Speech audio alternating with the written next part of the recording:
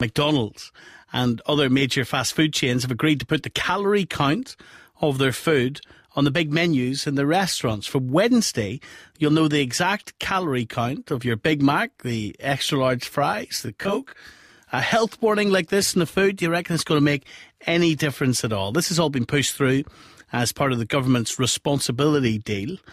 Steve Miller, author of the book Get Off Your Arse and Lose Weight. Hello to you, Steve. Hi, Stephen. Good to talk to you. And Fatima Parker. Fatima, you're obese yourself. Yes. You campaign on issues of self-esteem, healthy living and size acceptance. Fatima, just so that we understand, how big are you? I mean, looking at today's measurements, if you're not a size 0, you're big. Right. All right, so I'm not a size 0, All right. a lot bigger than that. But it is not actually my identity or everything that they say that being fat or obese is. You're just a bigger body, that's all. Steve, what do you think of this government proposal? Well, I think... It's more than a proposal, it's kicking in on Wednesday. Yeah, I think in the real world, I think that it will work for some people, but it won't work for a lot of people. And the reason for that is, I think, to be fair, we already know that McDonald's makes you fat if you eat too much of it. That's not to say that the odd Big Mac and the odd McDonald's breakfast is bad. I mean, it's fine. I quite enjoy the odd one. But it's when you're eating too much of it. But if if I was asking my clients or asking people I've worked with in the past on my TV show, for example, they all know McDonald's is bad for you if you eat too much of it. So I think it will make people think twice, possibly. But whether it'll help fight the obesity epidemic, I don't think it will do that. Do you, Fatima? You see, if you are a fat person who hears all the time all the scare tactics, you'd know that fast food and soft drinks are not good for you. They make you fat, so you don't have them, you don't drink them, you don't eat them. But the people are people who eat these things and drink soft drinks are in the majority not fat. So if it's going to help for them to know that how many calories are there in food or in the fast food presented, or they'll have to make a choice of something that is healthier, which I doubt that you go to a place where they sell hamburgers to choose a salad. I think what would be better, Stephen, is if what tends to work better rather than a written message is a visual message. And if, I quite support the idea of visual health messages on restaurant menus to get people really thinking about what they're doing. Because what do you mean visual? Do you mean to put a fatty person there and say you become that way if you eat a couple of these, or what do you mean? Well, I think maybe even going a step further, I think, if we can show fatty organs and fatty livers, all that sort of thing, or even putting some blunt messages out there that if you eat this, you will get fat.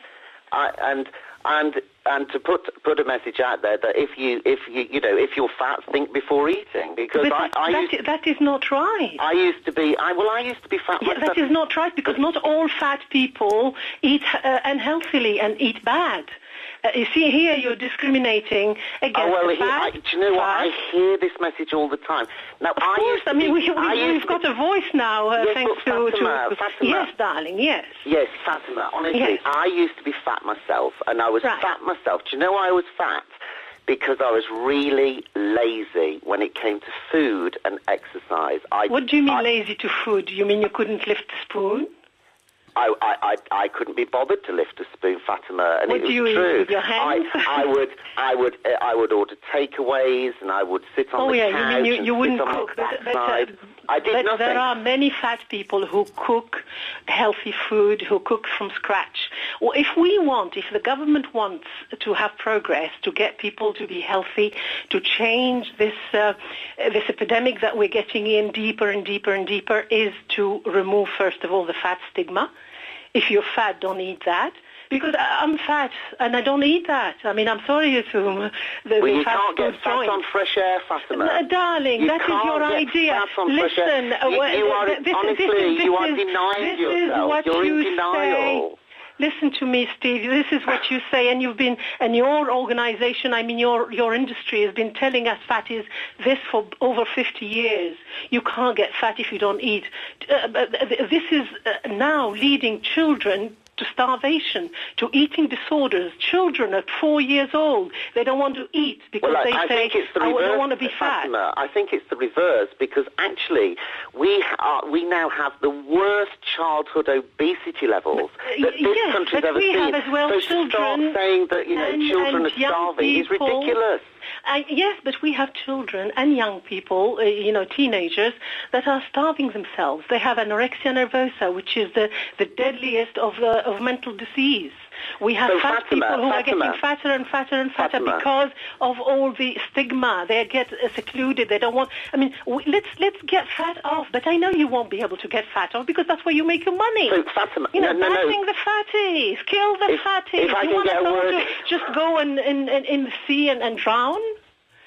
Fatima, can I ask you this? Yes, go ahead. So on a very practical level, then, right? What do we do to cut obesity? Be really practical and tell the nation what we do. Well, the question that we're asking tonight is that if it is, and we see from Wednesday that it's going to be on the menus in a lot of these fast food restaurants, if you're fat and you look at it, are you going to say to yourself, well, hold on a minute, I'm that fat, I can't afford another 2,000 calories. I can't afford to do that. I'm going to kill myself, Fatima. Stephen, it's not only for the fat person that has to say that I can't afford those 2,000 calories, even the thin person. I mean, you can't just stuff your face and say, oh, I'm thin, I can get away with it. Because Steve talked about the fatty liver and all the fat around the organs. You can get that even if you're not fat. You probably, if you're fat, you have a different type of fat, and you are slim, and you can have a thin obesity. Absolute rubbish. The vast majority of people, the vast majority of people with fatty liver and fatty organs are obese, Fatima. That is fact.